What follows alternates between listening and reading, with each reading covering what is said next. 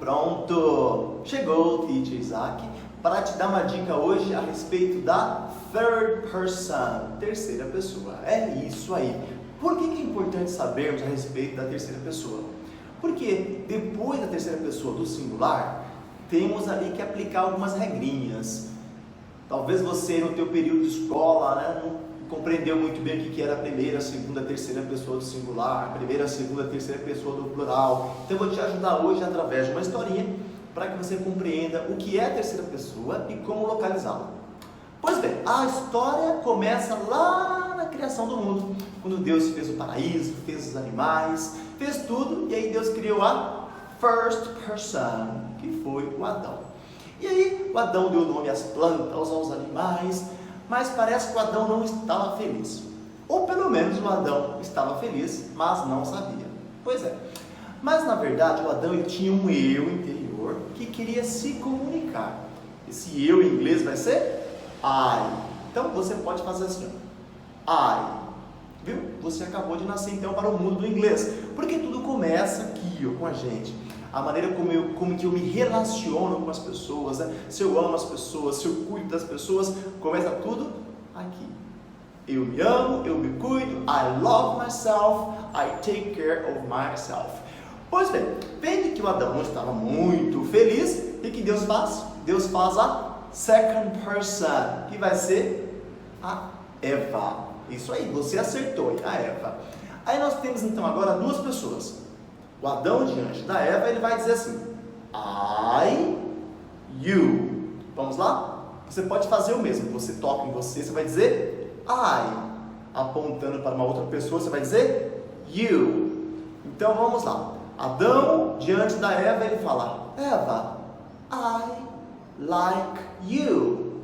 Houve comunicação, né? Eu gosto de você. Esse sentimento foi crescendo, e um dia o Adão falou para Eva, I love you.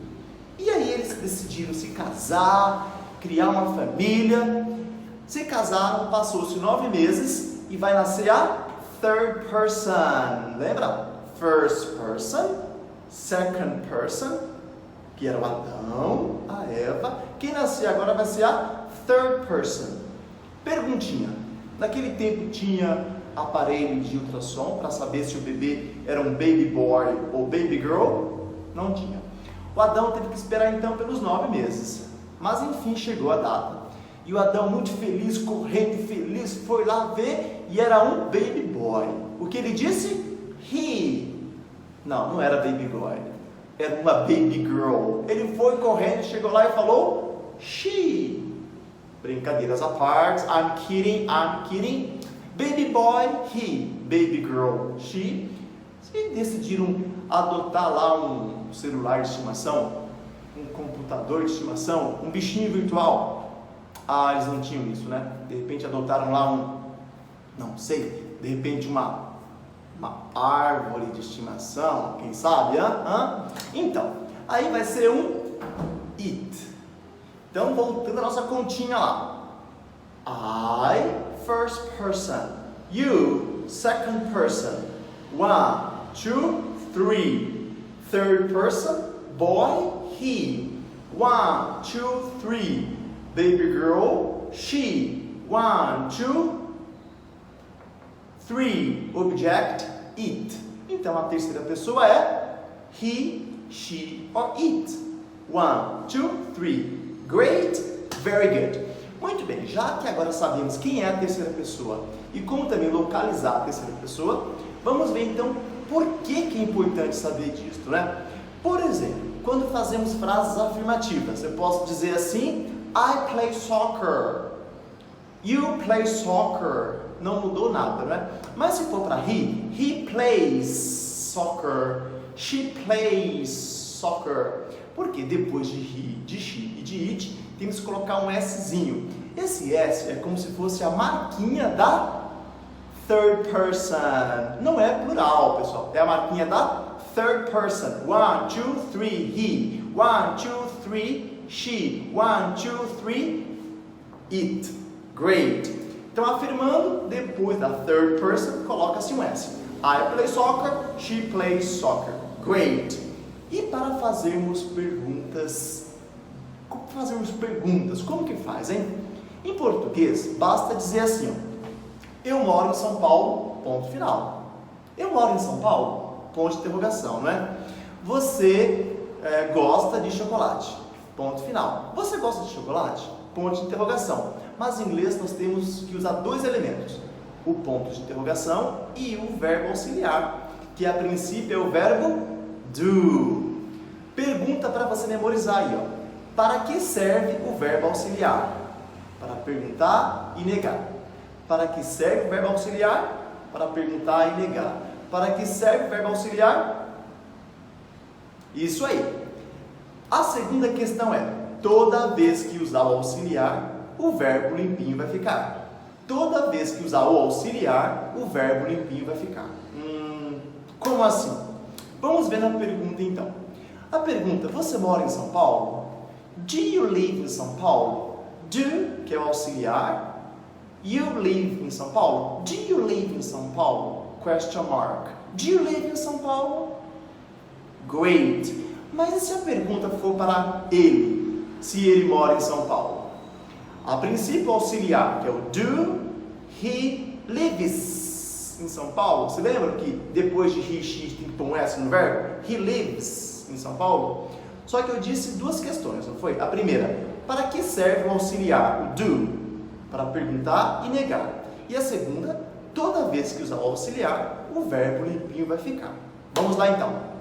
Do he lives em São Paulo? Não, porque usou o auxiliar, o do, o verbo limpinho vai ficar. Esse Szinho aqui sai do live e vem lá para o auxiliar. Vai ficar does. O do é D-O, não é? Mas eu não posso somente acrescentar um S. Tem que acrescentar um E e um S. Porque há uma outra regrinha em inglês que diz que toda vez que o verbo acabar em O, eu tenho que acrescentar um E e depois sim um S. E também substantivos. Por exemplo, potato, né? Batata. Potatoes. Coloquei lá mais um E e um S. Potatoes. Potato, acabando com O, acrescentei mais um E e mais um S. Great! Voltando aqui para o do então. Então, nosso do virou does. Does he live in São Paulo? Does he live in São Paulo? Yes, he does. Por que ficou does he e não ficou do? Porque usou auxiliar, o verbo limpinho vai ficar. Does he lives? Não mais lives. Live. Does he live em São Paulo? Great! Já que o auxiliar serve para perguntar e negar, na negação é a mesma coisa. I don't play tennis. I do not play tennis. Do com not, do not, don't. I don't play soccer, ok? Isso for he. He, temos que colocar o auxiliar antes de negar, né? He do not plays. O Szinho do verbo vem para o auxiliar. Usou o auxiliar, o verbo limpinho vai ficar. He does not play soccer. Vamos juntar? He doesn't play soccer. Great? Understand? Então é isso aí. Third person. 1, 2, 3. Boy, he. 1, 2, 3. Girl, she. 1, 2, 3. Object, eat. Third person, he, she, it. After third person, depois da terceira pessoa, afirmativa, S no verbo. I play, he plays. Para perguntar, tem que usar o auxiliar. Toda vez que usar o auxiliar, o verbo limpinho vai ficar. Do you, does he. Do you go, does he go. Do you go to Miami? Does he go to Miami? Ok?